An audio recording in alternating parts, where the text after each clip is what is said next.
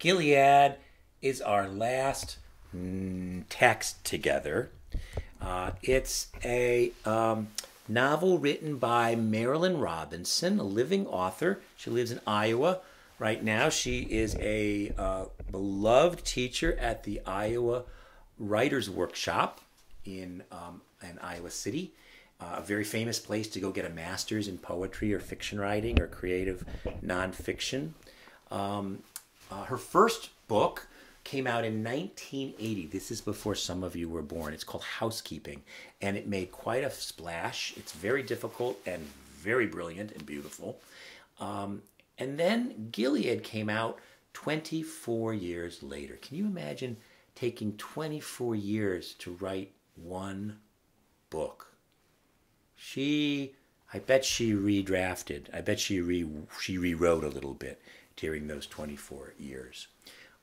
So Gilead is a novel. It's make-believe fiction, but it's also a novel that is made up of letters. The narrator, John Ames, is writing letters to his son, who's also named John Ames.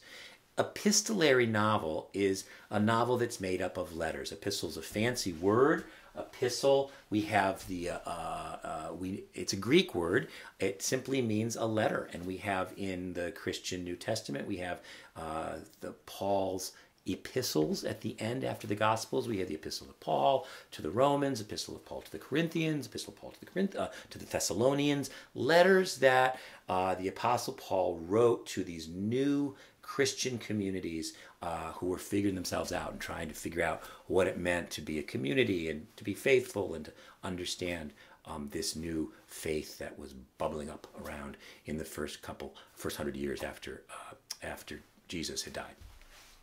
So an epistolary novel is a novel made up of letters. The word epistle comes from the Greek. The Greek word is pistis. In the Greek alphabet, we write it like this.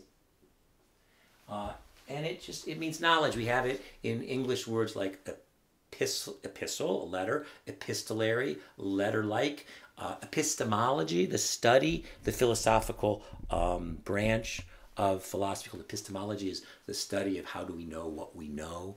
So, all right, so we got this novel made up of letters. And it's set in 1956, right in the middle part of the 20th century. The main character's name is John Ames. He, it turns out, is a Christian minister. He's also the son of a Christian minister who was himself a son of the Christian minister. He's a third-generation Christian pastor. So we shouldn't be surprised by these any Christian or biblical references in the book. In fact, the very first biblical allusion is the title itself. Gilead is the town where this story is set, in Gilead, Iowa, but Gilead's also a town in the Bible. And I won't tell you where it is or what happened there or why it's important. It's a biblical allusion. You can look it up if you're curious. What did happen in Gilead in the Bible? And with every allusion, the author is asking us to think, how is Iowa Gilead like biblical Gilead? And how is it different? It's inviting us to think about possible symbolic echoes or resonances. And it happens with the very first word of the book, the title itself. So we have this old man, a 76-year-old John Ames, old man who's about to die. He's been diagnosed as terminally ill. And he loves his wife, and he loves his 6-year-old son. And the purpose of this book, the purpose of this narrator's writing, is he wants his 6-year-old, he wants to tell his 6-year-old all the things that he's not going to be around to tell him because he's dying. You know, I get that. I'm a dad. Luckily, I'm not dying. And luckily, my 3 sons are all grown. But there's stuff I want him to know. You know, Smart Son got married last week, and I wrote him a big long letter, and I sent him his baby box, and he said goodbye, kissed him as he went down the aisle, and all that stuff. And there's dadly duty stuff that I want him to know about what it means to get married and what it means to be responsible to his in-laws. And, right? Dads have stuff they want sons to know. And we're lucky when we are in relationship with our kids, when we're around to teach them the things that we want to teach them. But John Ames, the narrator of this book, isn't going to be. So he's writing them all down. It sounds like letters of a dying 76-year-old man to a 6-year-old son would be sad, but they're not. It turns out that this is a beautiful, positive, uplifting, and inspiring book. And why? Well, because John Ames he thinks he's led a pretty good life, and he thinks he's been a pretty lucky man. And so I'm going to read to you a little blurb right away to give you a glimpse of what it's like. This is in the packet that's in your course content this week. So this is the 202 page. I really just gave you two pieces, a little blurb on 202 and then another story early on in the teens. I think it's like 15, 16, 17. So the bad news of epistolary novels is they're very complex. It's confusing to understand the times. But the good news is you can jump in to any set of stories and get out. They're like little bubbles. They're all mixed up over the course of the many hundred pages, but you can read any of them and they sort of stand alone, which is kind of cool. All right, here is this little glimpse that I want to give you. This 76-year-old man is trying to explain something to his 6-year-old. It's an important part of his life, and he wants to do it in terms that a 6-year-old can get. Off we go. I had a dream once that Boughton is the narrator's best friend, Boughton and I were down at the river looking around in the shallows for something or other. When we were kids, it would have been tadpoles. And my grandfather stalked out of the trees in that furious way he had and scooped his hat full of water and threw it. So a sheet of water came sailing over us, billowing in the air like a veil, and fell down over us. Then he put his hat back on his head and stepped off into the trees again and left us standing there in that glistening river, amazed at ourselves and shining like the apostles. I mention this because it seems to me transformations that abrupt, just that abrupt, do occur in life. And they occur unsought and unawaited, and they beggar your hopes and your deserving. This came to my mind as I was reflecting on the day I first saw your mother. That blessed, rainy Pentecost Sunday. Huh? So what's going on there? This 76-year-old man was thinking about the day he first saw his mother. And for him, it was love at first sight. For him, looking at that woman, he's sitting there in the church, preaching away, 69, 70 years old, and this woman walks in the back of the church, sopping wet, because it was raining outside. He looks down at this strange woman, and it was a transformation that was completely abrupt. He wasn't waiting for it, looking for it, doesn't deserve it, wasn't hoping for it, and he looked at this woman and his world was suddenly transformed. Love at first sight. Well, how do you explain love at first sight to a 6-year-old? Well, let me tell you. I was 6 once, and I was playing with my friend, and imagine this, playing in the hot river, you're with your best friend, and you see your grandfather, you get splashed with water. It would feel refreshing, surprising, delightful. You went from dry and looking down to, ah! You would be utterly sopping wet and completely refreshed and transformed. That's what it's like. That's what love at first sight is like. Pretty good description, pretty good way of describing it in terms that a 6-year-old could understand. So it's just a lovely description, right?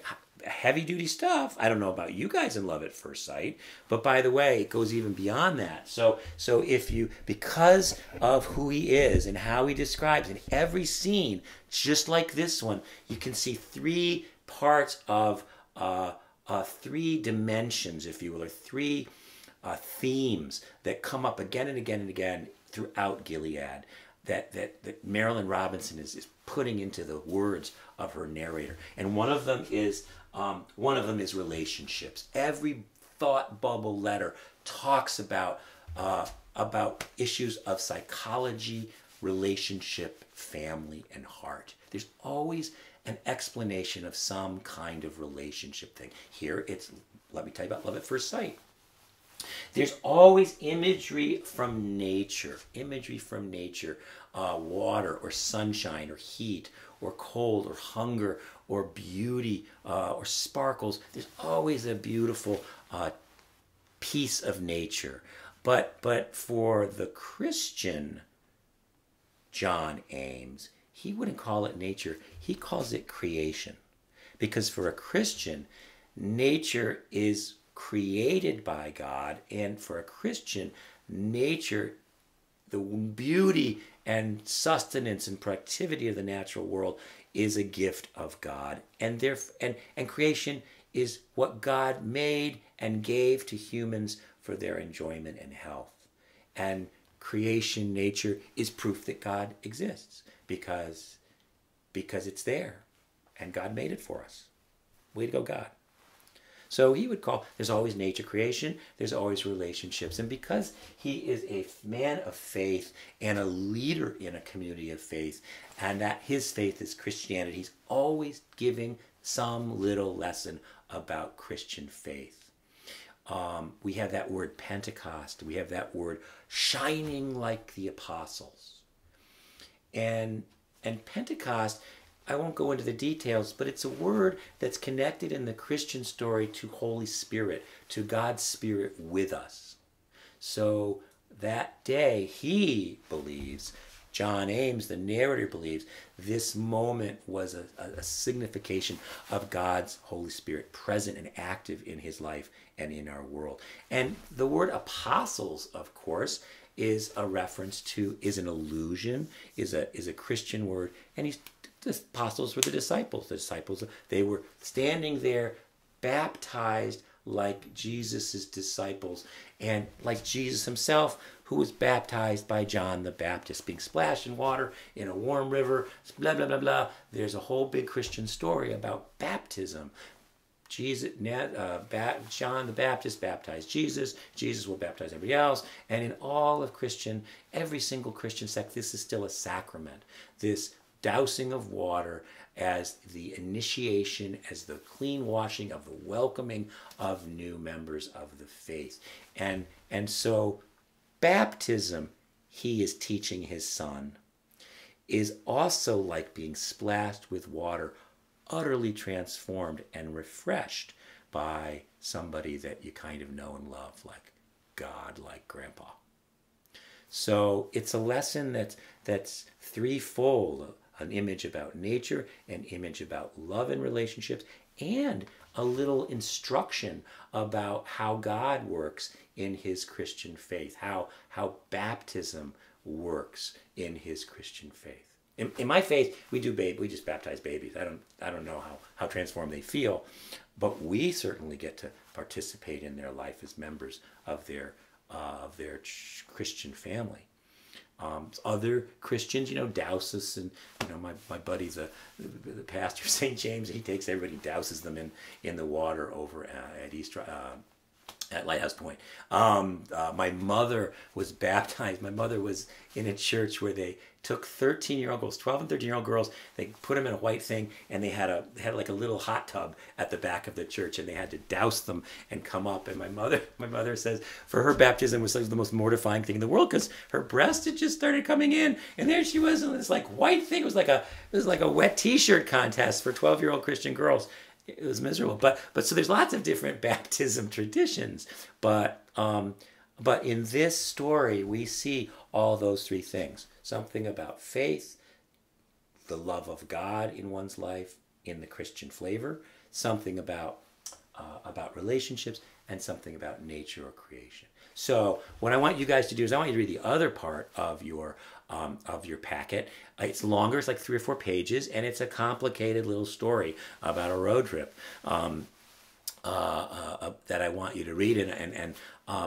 Read it first if you can. Give yourself a half an hour, 45 minutes. Know that it's tricky. You're gonna have to go through it a couple times, but I think it would be really satisfying and useful to you to read it, give it some attention first, and then come to the next video so that we can talk about it together and sort of pick apart the complex imagery there.